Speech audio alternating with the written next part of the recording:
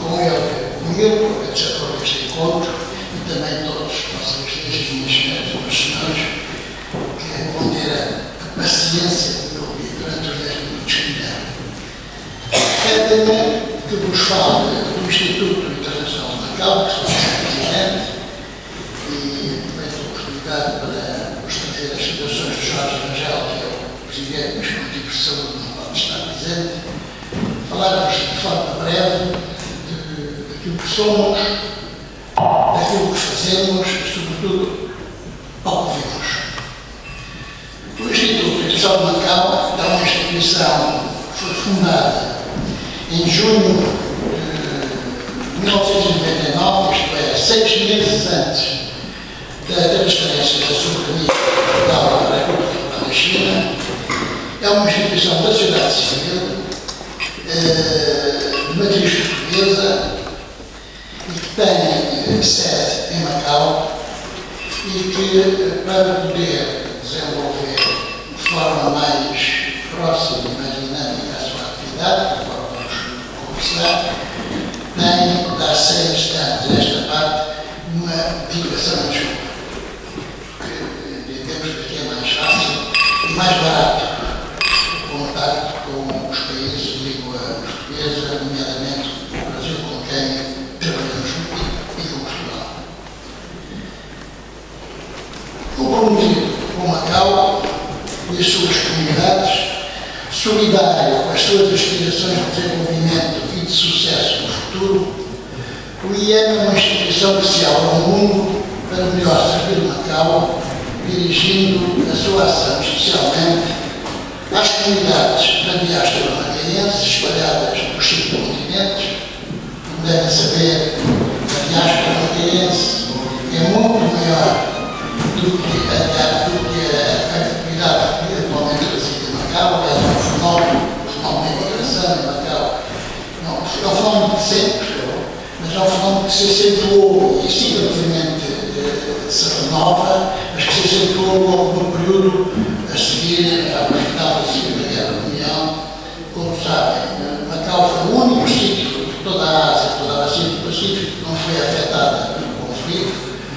Foi, na altura, um enorme centro de recolhimento e de refugiados, e foi a partir do final da guerra que as primeiras grandes levas de imigração na comunidade se deram, nomeadamente para a costa ocidental dos Estados Unidos.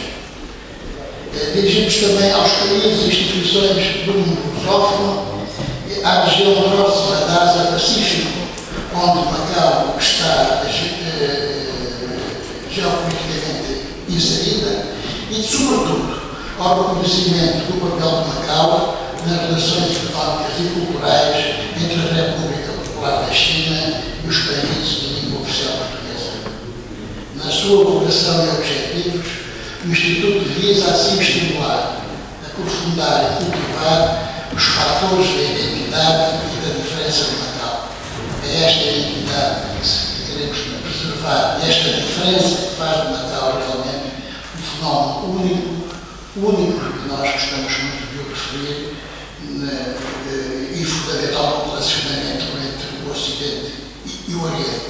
Macau foi palco do maior fenómeno de internet cultural da história registra. E, sobretudo, é palco ainda hoje dos 500 anos de autêntica e pacífica convivência cultural entre gente de desvarados sítios.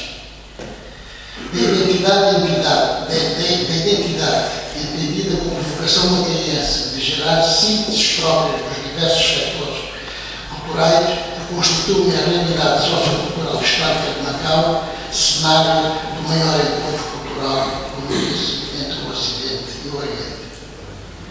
De diferença que, sendo de princípio, também o culto dessa identidade visa a continuidade dos valores em crescimento, isto é, dos valores civilizacionais ocidentais europeus implementados em Macau por via portuguesa durante 4 séculos e meio, porque é esse corpo de valores e vivência que constitui o distintivo da região administrativa especial de Macau, RAEM, segundo o princípio constitucional, um país, 2 sistemas.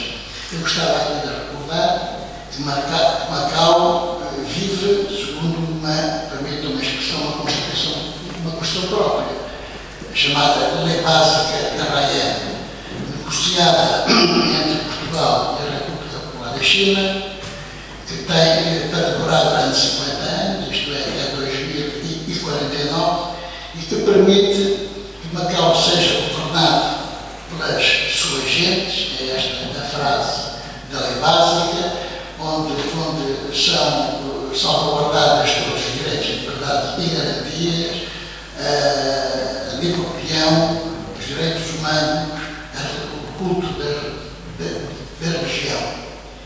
É este conceito que faz que vivamos em Macau, onde o conceito não é o nacional, mas é o do Ocidente, portanto, nos permite que os cidadãos de Macau tenham estatuto pertinente, sejam todos iguais perante a lei, quer sejam nacionais chineses, quer sejam nacionais portugueses, e hoje, cada vez a maior número, por causa dos casinos nacionais americanos, australianos, neozelandeses. Aliás, a comunidade americana hoje em Macau é muito maior, e a canadiana é muito maior já do que a comunidade portuguesa, e a filipina, que é a maior delas todas.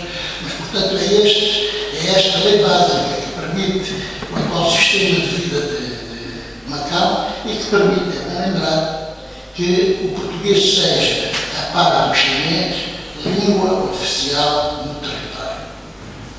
Quando nós falamos de Macau, e é bom que vamos falar das questões que prendem ao mundo da lusofonia, porque Macau, os 500 anos de presença portuguesa em Macau, efetiva ou administrativa, nada tem a ver com o que se passou nos outros sítios do mundo.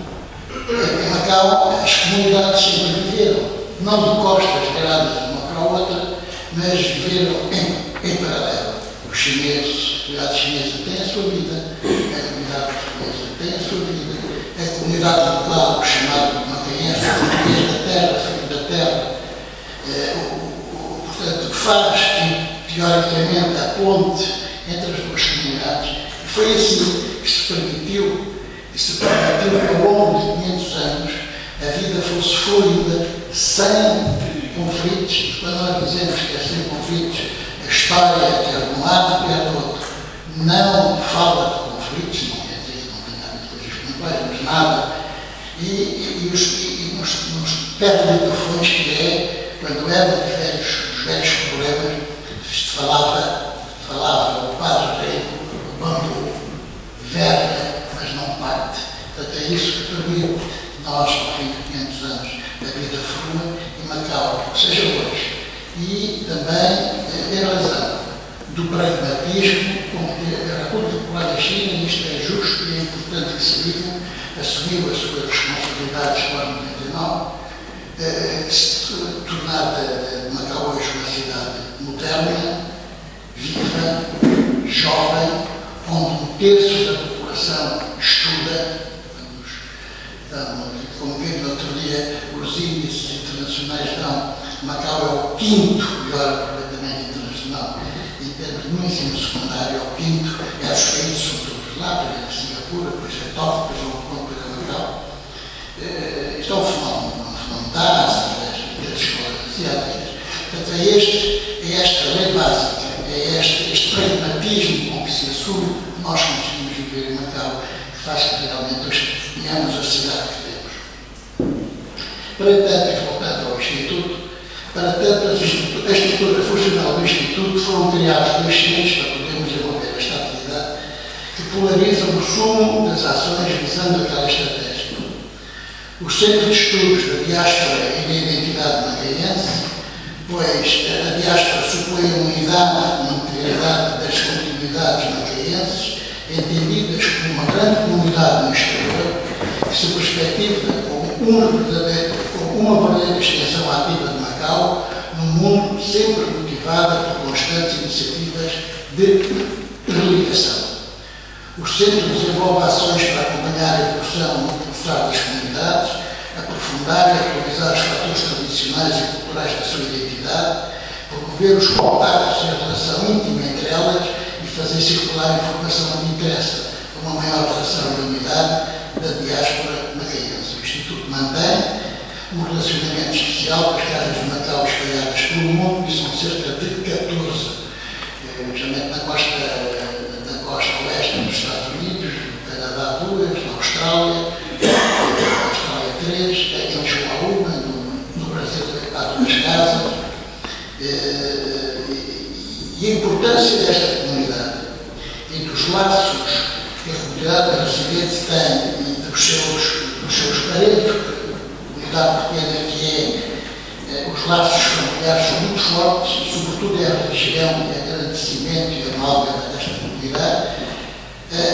O governo da região administrativa continua a pagar de 3 em 3 anos uma grande jornada de saudade da Macau, isto é, de todo o mundo das casas de Macau, de 3 em 3 anos, reúnem-se em dezembro centenas, a última foi em dezembro do ano passado, juntaram cerca de 2.000 macaenses da diáspora, e o governo da região administrativa subfinancia nas viagens de 8 meses, etc.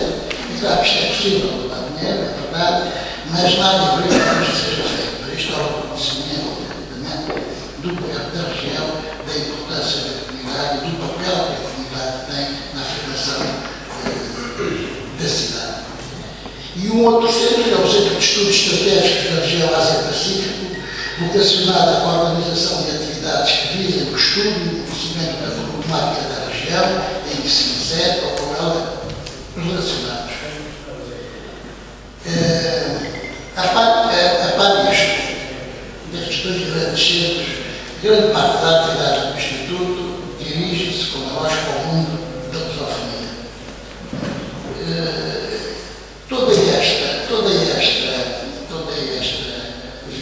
Este virar de Macau, a assunção de Macau e a importância de Macau no contacto com os países de língua portuguesa tem a ver com a criação, em 2003, por iniciativa de Pequim, que é um organismo do Governo Central. Aliás, é o único organismo do Governo Central que tem sede em Macau. Foi criado em Macau um organismo que já foi falado, aliás, chamado o Fórum para a Cooperação Económica e Comercial entre a China e os países de língua portuguesa. Isto foi uma afirmação clara, política, da China, da importância que se reconhece ao mundo da lusofonia. Inicialmente não foi entendida. Eu acho que Portugal ainda não percebeu a importância deste organismo. E ao princípio se dizia que os países ricos, como o Brasil, e como Angola, mas sobretudo como o Brasil, que não dariam importância a esta instituição. É totalmente falso, falaremos nisso, aliás, mais à frente, a propósito do seminário que é a responsabilidade do Instituto. Este organismo é dirigido em Macau por um funcionário do governo chinês, nomeado Pequim, e, como disse, é o único organismo, o único serviço de Pequim que tem sede em Macau. Este funcionário, geralmente é um embaixador ocupado pela categoria de vice-ministro, e é adjudicado por 2 secretários-gerais adjuntos. Um que é de carreira e que, por rotação dos vários países membros, neste momento é guineense, o secretário adjunto, secretário-geral adjunto, o anterior foi cabo-verdiano. Portanto, por rotação, há um secretário-geral adjunto nomeado pelos países membros do CPLP. E o outro secretário adjunto, o secretário-geral adjunto, é um funcionário do governo de Macau, uma vez que todo o apoio logístico, financeiro, etc., é dado a esta instituição do governo de Macau. Este fórum, nasceu precisamente para ser unicamente, como o nome indica, para fazer o seu caminho na área de facilitador dos negócios com os países de língua portuguesa. Ali os pequenos, sobretudo os pequenos e médios empresários, encontrariam um apoio institucional, em termos de escritórios, em termos de tradução, em termos de encaminhamento para a China, porque pode ser complicado. Mas com o tempo, foi-se, e é um aviso sério do ponto de vista da CPLP, com o tempo foi-se desenvolvendo esta ideia do fórum, até porque tinha meios, e há 3 anos, o então primeiro-ministro, de 3 em 3 anos, reúnem-se a Macau os primeiros ministros dos países. Isto funciona como uma pequena CPLP em paralelo. O primeiro-ministro chinês, no seu discurso há 3 anos, veio dizer que o fórum tem que ser muito mais do que um facilitador de negócios e tem que abertamente entrar pelo caminho cultural, pela área cultural. E anunciou, naquele momento, cerca de 200 bolsas de estudo na Universidade de Macau para licenciatura na área da administração pública para os países africanos de língua portuguesa, só para os países africanos. Anunciou e ofereceu cerca de 100 bolsas de estudo na área do turismo para os países de língua portuguesa, na Universidade de Macau e no Instituto de Formação Turística de Macau, que é uma belíssima escola de turismo. Portanto, deu-se aqui um passo gigantesco na área cultural. E hoje passa pelo fórum todos os contactos que se queiram com os países de língua portuguesa. É a promotora nos meses de novembro da grande festa da lusofonia, há em Macau em 2 fins de semana seguidos, uma grande festa da lusofonia. Vai da gastronomia ao folclore, vem conjuntos de todos os países, é uma festa de rua grande que se faz em Macau, e a China aposta abertamente neste mundo de língua portuguesa e é neste mundo que nós temos que acreditar todos. É isto que permite, no campo da língua portuguesa, se sempre se ensinou português em Macau, que hoje em Macau não haja mais capacidade para o ensino português. Calcula-se que cerca de 10.000 pessoas aprendem a falar português. Porquê?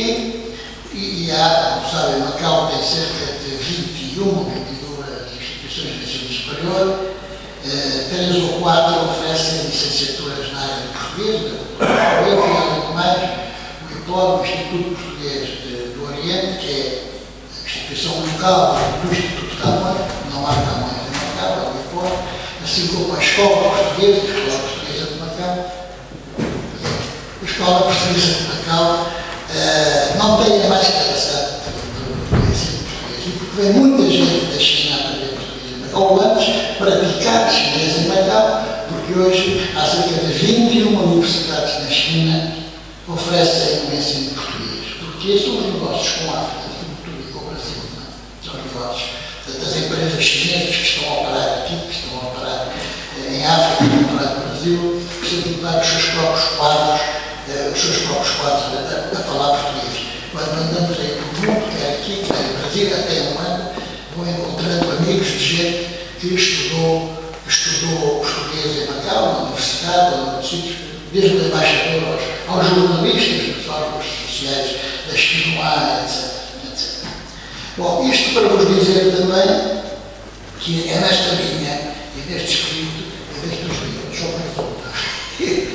O Instituto Internacional tem vindo, que é membro ativo e da direção do Observatório da Língua Portuguesa também, não sendo Macau, não pertencendo Macau à CPLP, no entanto, o Instituto é a única instituição do território que tem o Estatuto do Observador Consultivo, é membro da UCLA também, e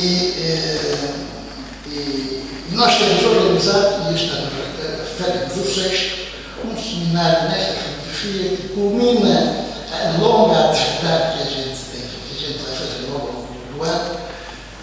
Nós queremos dizer que o Instituto organiza, quer aqui, quer em Macau, quer em Lisboa, quer com os seus parceiros dos países onde tem atividade, nomeadamente no Brasil, que é o que mais nós trabalhamos.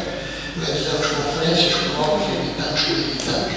Somos a instituição em Macau que mais editamos em português, em chinês e em inglês. O ano passado, se a memória não me falha, devemos ter cerca de 27 títulos editados no ano passado, em Europa.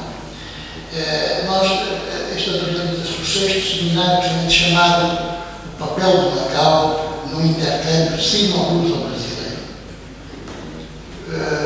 Sou há 6 anos,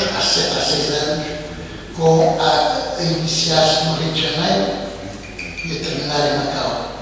2 anos depois eu acabo em Lisboa. O ano passado cresceu já, inaugurou-se e abriu no Itabaraty, em Brasília, porquanto o governo brasileiro reconheceu a importância deste instituto, deste seminário. Teve sessões, depois em Lisboa foi alargado a Aveiro, ao Mexia, em Macau, como é lógico, isso é em Xangai e em Pequim. Eu gostava de referir, para saber a importância destas coisas, falando do mundo da lusofonia. O mundo da lusofonia é muito, já foi aqui dito, muito maior, muito para além do que é só o mundo dos falantes. É muito importante isso. O mundo da lusofonia é sobretudo nos amigos, e quem anda pelo mundo sabe, é um mundo de afetos. O mundo da lusofonia é sobretudo um mundo de afetos. É esta a grande força da lusofonia. O exatamente do Estado foi em Pequim. Numa sessão que tinha cerca, numa universidade, cerca de 100 participantes, os chineses criaram nessa universidade um curso chamado Licenciatura em Relações Económicas com os Países de Língua Portuguesa. Veja-se a importância que se está nisto. O único que não falava português era o vice-reitor da universidade. De maneira que o resto do seminário foi feito, cerca de 90 participantes, dos quais 80 eram chineses, foi feito sem intérprete, tirando o vice-reitor, nós falando sem português. De igual modo, o seminário feito em Xangai teve 250 participantes, pagando para participar do seminário, pagando também. Foi organizado por uma associação brasileira, que é dos técnicos brasileiros em Xangai, que é uma organização que tem cerca de 500 sócios de brasileiros que trabalham em Xangai, ou são dirigentes de grandes empresas de top brasileiras, ou simples estudantes chineses em Xangai. Então, deve saber a dinâmica deste mundo, de que a imprensa não fala, porque não dá sangue, nem ao fim do dia, nem dá perspectivas de pistola, nem dá escândalos, mas que há realmente um mundo de gente empenhada. Isto, porque este seminário que este ano se vai alargar a Cantão, na China, portanto, mais um terceiro destino. Em Portugal se alarga ao Porto, e vai na sexta edição. Lembrando também que isto que a região especial de Macau faz 15 anos depois. Nós, no capítulo da edição, financiamos bolsas de estudo, uma na Universidade Católica aqui, porque as universidades portuguesas não se interessam muito por partes da Ásia. Tiramos de longe e podia trabalhamos muito caro. Mas no Brasil, com quem trabalhamos, ou sobretudo com 2 universidades, com 3 fundações do Recife, nós temos bolsas de mestrado, para mestrado, com temas do relacionamento Brasil-China, ou Macau, ou mundo de língua portuguesa, e cujo único prémio que damos é as melhores provas que nós editamos. E em termos de doutoramento, temos de Engenharia Portugal e Gabinete Português de Leitura do Rio 3 bolsas de estudo no mesmo tema de anuais. Portanto, o nosso trabalho é realmente totalmente realizado. Isto faz a sinal internacional em síntese, eu vou dizer que o Instituto, portanto, estará ao serviço da diferença e da identidade de Macau, do apoio à investigação, à criatividade, à inovação e à modernização da região de distribuição de Macau, da relação ativa com os países de língua oficial portuguesa, da ligação interna com as grandes instituições académicas internacionais e da projeção de imagem de Macau no exterior. Esqueceu de dizer que este ano temos o tal seminário largado do Luanda também, como lá vezes conseguimos. Meus senhores amigos, é dizer-vos que este Instituto abre-vos as portas para aquilo que entenderem que são as saídas das vossas instituições.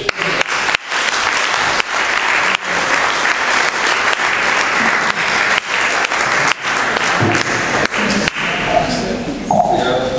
Então, foi um apelo, eu sei que todos têm muito muito a dizer, acho que tem logo mais fotografias isso, mas apelo a que todos não excedam em muitos 10 minutos, porque senão não será possível todos falarem. Temos os textos, enviamos os textos, nós depois publicaremos, logo veremos em que versão, na revista da Nova Águia, a revista promovida pelo MIL, para uma publicação à parte, mas portanto, para que consigamos cumprir o programa deste congresso, peço então 10 minutos e não mais do que isso, todos os oradores. Luísa Timóteo, vens falar da Associação de Coração em Malaca.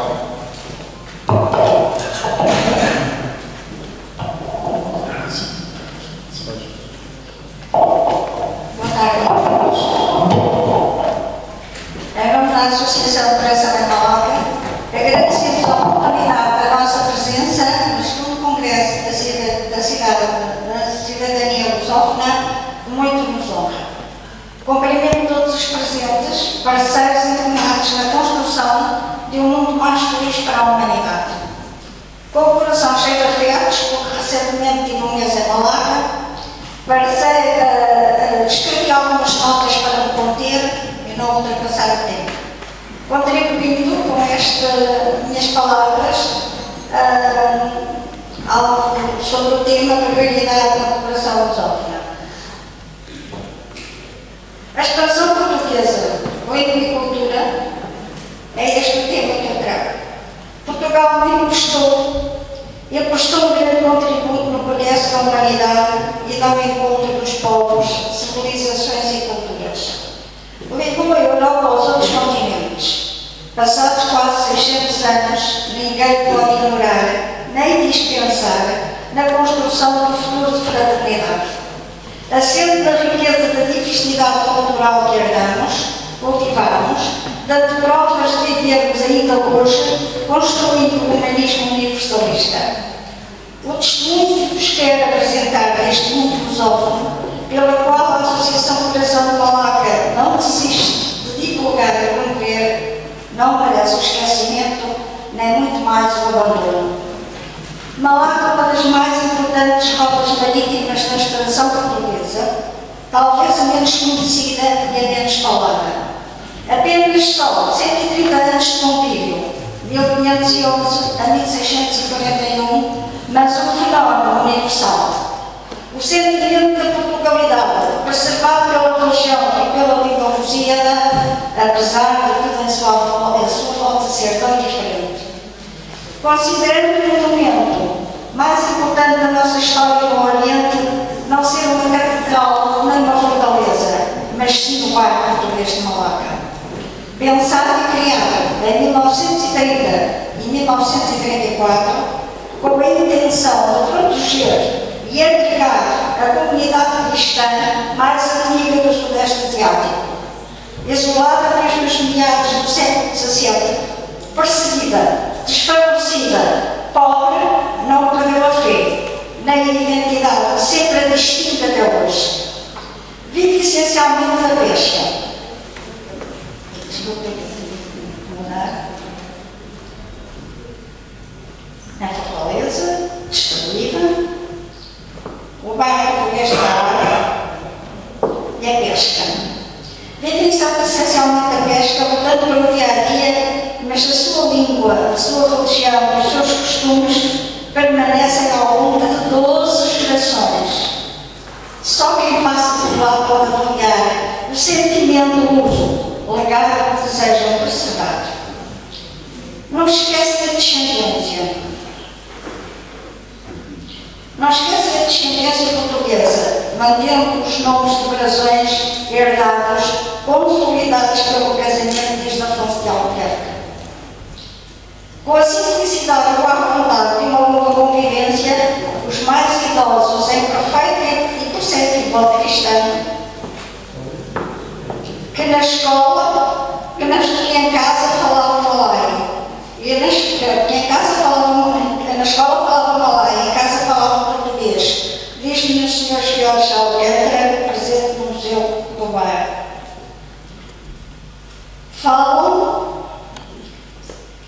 Falam das preocupações que enfrentam no presente, das tradições e costumes vividos religiosamente nas mesmas datas do calendário de Portugal. O introito, Semana Santa, a Páscoa, as festas de São João, as festas de São Pedro e o Natal. A falta da presença do padre português com 90 anos suporta de valores e apoio espiritual da comunidade.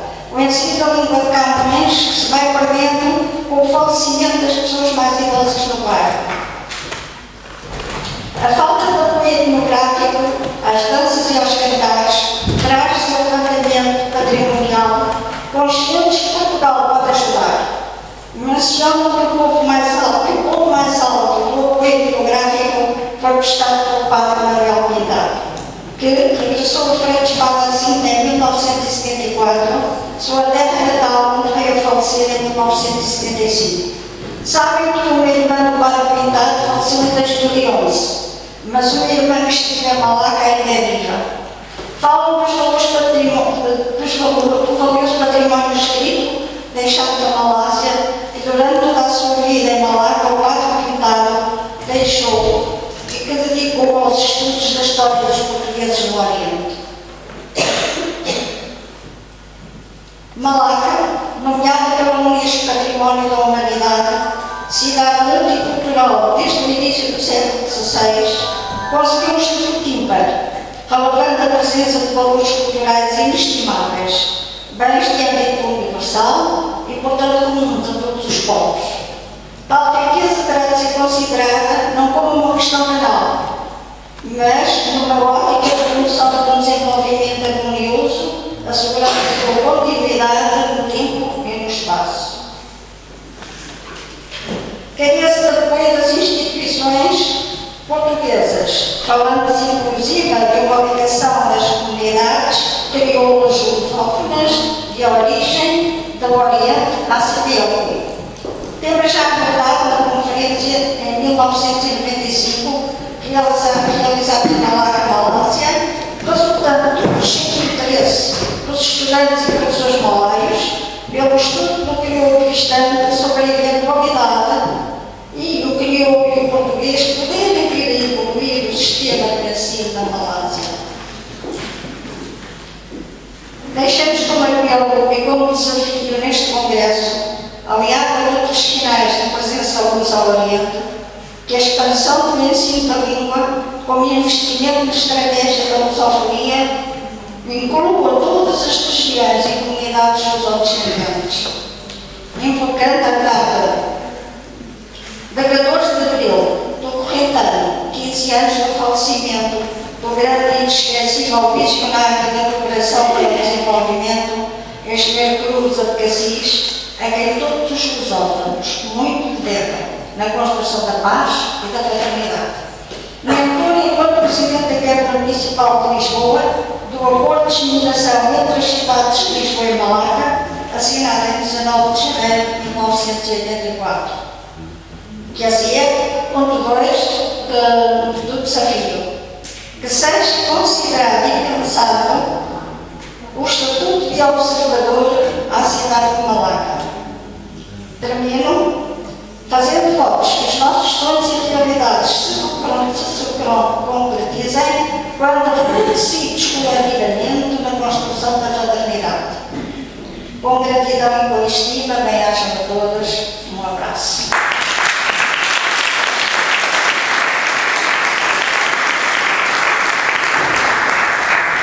Obrigado, Zé Timóteo. E agora a representação de Moçambique, mais concretamente o Centro de Escritores Moçambicanos na Diáspora, do Palácio de Omar Gonçalves.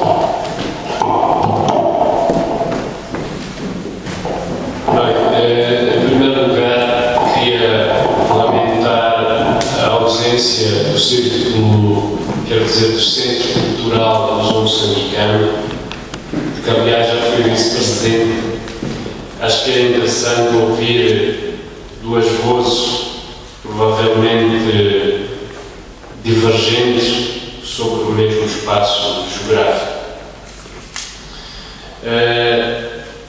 O Círculo de Escritores Moçambicanos é uma organização aparentemente partidária de escritores moçambicanos na diáspora.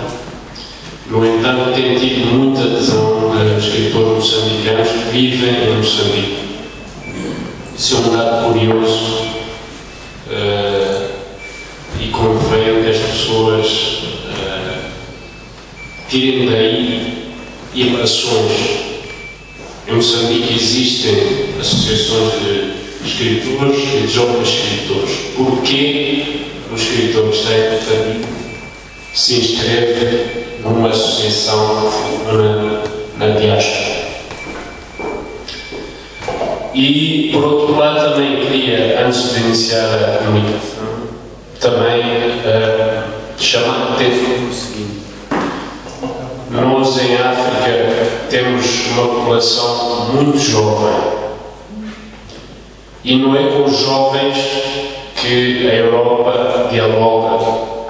Não é com os jovens que o mundo dialoga.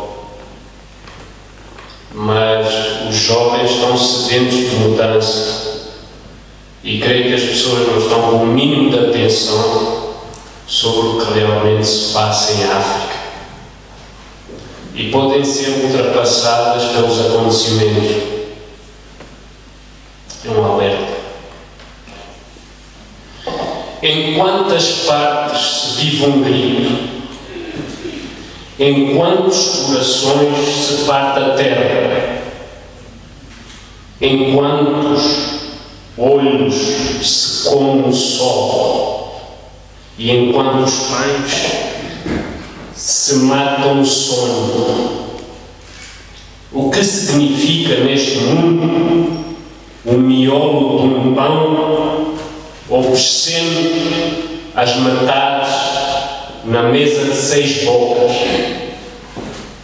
E neste poema, enquanto os trapos se esconde o rei da fome de cada um e levanta a cabeça o preciso verso da fome de cada lei. Isto foi o Soba, que infelizmente nós já perdemos, Craveirinha, que escreveu. Só a educação e a cooperação, mas a verdadeira cooperação, podem responder às perguntas que o Soba Craveirinha fez. A situação da educação melhorou muito nas últimas décadas na América Latina e na Ásia Oriental, onde os objetivos fixados pela Unesco há 20 anos atrás, de garantir o ensino básico primário a todos, foi atingido na quase totalidade, mas continua, pelo contrário, a ser preocupante na África subsaariana, onde a melhoria foi de apenas 6% em 10 anos, passando a escolarização de 54% para apenas 60%. O que quer dizer que 40% das crianças africanas em idade escolar não têm ainda acesso ao ensino básico primário. A questão da educação em África continua, portanto, a ser um motivo de preocupação para os governos, e nós sabemos como dá jeito ter a maioria da população ignorante para certas elites, mas sobretudo aqui, é preocupante para as famílias, para as crianças e para os jovens, que veem assim o seu futuro comprometido, pois sem educação não há desenvolvimento. Um dos valores mais urgentes reclamados pela história universal atual é a tolerância. Num universo que se unifica, o encontro das diversidades pode ser mortífero se estas não se compuserem no sentido de mutuamente se enriquecerem com as suas diferenças. Só a educação pode operar este milagre. A tolerância deveria ser o conhecimento do outro, a coexistência, o apreço, o acolhimento e a tentativa de uma permuta permanentemente criativa e criadora, que só encontra limites face ao intolerável. a aspiração do espírito humano, tantas vezes sufocada, desvirtuada, desfigurada, desviada, com todas as formas de intolerável, num conflito maior da força e do direito. A resolução deste conflito só pode advir de um acréscimo de lucidez, dignidade e de solidariedade. Solidariedade finalmente conquistadas, e não apenas de uma solidariedade ou caridade ambíguas ou de uma indiferença cínica. Como dizia Paulo Freire, quem inaugura a negação dos homens não são os que tiveram a sua humanidade negada, mas os que a negaram, negando também a sua.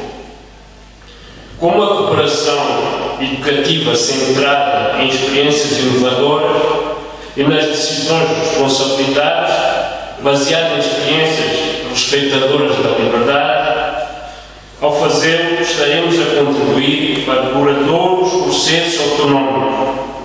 Nós acreditamos que ninguém é autónomo e diferente, primeiro, para depois decidir com clareza e clarividência. A autonomia vai se constituindo na experiência de várias e inúmeras decisões que vão sendo tomadas. Só assim construiremos o futuro na inclusão, no pressuposto de que a verdadeira liberdade se desenvolve e amadurece no confronto com outras liberdades. Para que tal suceda, é necessário espírito crítico e autocrítico que se adquire na educação. O hábito do diálogo universalista permanente na diferença é algo primordial no encontro ou reencontro dos homens para a sua verdadeira humanização. A coexistência harmoniosa pressupõe uma relação entre seres diferentes ou não, uma relação que é concomitante com o aparecimento dos seres, harmonioso ou não. E a cultura de cidadania é aquela que defende e respeita o direito a ser diferente, é aquela que é sempre inclusiva e que apresenta e possui características interculturais. Só aceitando sem compromisso os erros, as qualidades, os defeitos e as diferenças dos seres humanos dentro deste espaço geoestratégico alicerçado na língua e na história, é possível escapar à alimentação estéril de um passado sem remissão e entrever com propriedade os caminhos difíceis e inexplorados de uma interdependência cultural desejável, mas mais abrangente e ativa, impedindo que a CPLP seja letra morta. Podem, pois, criticar-se o passado que existiu, os rumos que a história tomou, a incapacidade ou teimosia que levaram e levam os homens de poder a persistirem em erros desde sempre conhecidos e reconhecidos. Temos, no entanto, de aceitar que foi essa história comum que nos foi legada e que nos faz agora caminhar irremediavelmente juntos na aventura da construção ou desconstrução conjunta e reconstrução do mundo marcado por um destino comum e universal, para além de todas as barreiras e diferenças. A vida não devia nem deve funcionar segundo a lógica da exclusão. O princípio ab uno diz que homens não é aceitável. Não somos vasos prontos a ser eternamente esvaziados. Como dizia o grande Rabindranath Tagore, a vida renovada volta sempre a esse frágil vaso. Tantas e tantas vezes esvaziado, o tempo passa e tu continuas a fluir e há sempre espaço para receber as tuas dádivas. Há compromissos que devem ser assumidos e escrupulosamente respeitados. A educação é o maior deles. Uma educação por desenvolvimento e solidariedade, entendida esta última como prática de informação e conscientização para a formação de uma mentalidade nova, mais aberta, dinâmica, universalista e solidária. Para que tal se preciso é preciso coragem, ousadia, inconformismo, no momento em que as nossas sociedades integram uma pluralidade cada vez maior de pessoas, de proveniências culturais, religiosas e até linguísticas. O certo, meus senhores, é que colhemos sempre o que plantamos. Porque ensinar, aprender e partilhar dentro do espaço da CPLP exigem disponibilidade por diálogo genuíno, permite-nos aprender a compreender, aprender a respeitar as diferenças, aprender a saber ouvir, aprender a ser coerentes entre o que dizemos e o que fazemos, aprender as virtudes e a importância de saber escutar pacientemente. Há mais de 2000 anos, Lúcio Sêneca terá dito: nenhum vento será favorável a quem não saiba a que porto se dirige. Será, mas o caminho da cooperação, da educação, da fraternidade, da união e da luta permanente para a superação e a autossuperação facilmente farão o vento que nos ajude. E é nesta ótica de clara fertilização por via da cooperação e partilha na educação que se encontrarão bons modelos de coexistência harmoniosa, descomplexada, rumo ao futuro. Meus irmãos da CPLP, tudo começou aqui. Minha alma poeta, minha aura de africano, minha alma mestiça, incolor, de negro e branco, feita adição.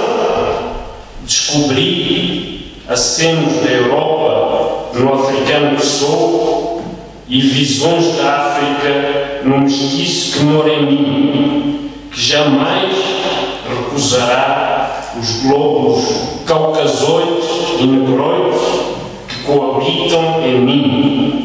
Orgulhoso sou do meu sangue luso-africano, das heranças de Bragança e Chuá para a eternidade. Por isso, pretendo tão só que seja este texto a ser ouvido, compreendido, devorado, e não o poeta que os escreve, como os meus irmãos Macondo, que sabem a aura do mistério e segredo que rodeia a preparação das máscaras da dança propriamente dita, e consideram importante que não se conheça a identidade do dançarino.